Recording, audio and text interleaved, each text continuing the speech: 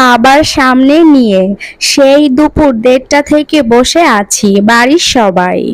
আব্বার কড়া নির্দেশ, চাচারা আসা ছাড়া খাবারে যেন কেউ হাত না দেয়। আসসালামু আলাইকুম, আপনারা সবাই কেমন আছেন? আলহামদুলিল্লাহ, আমরা অনেক ভালো আছি।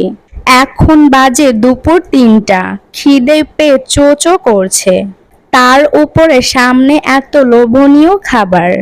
আমি জানি আব্বার কাণ্ড এইসব, চাচা খেতে পছন্দ করে তাই।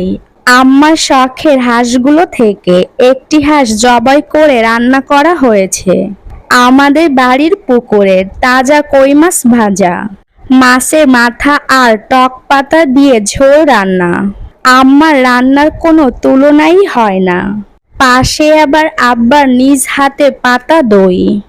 আমার ছোট ভাইয়ের অনেক ক্ষুধা লেগেছে। আমার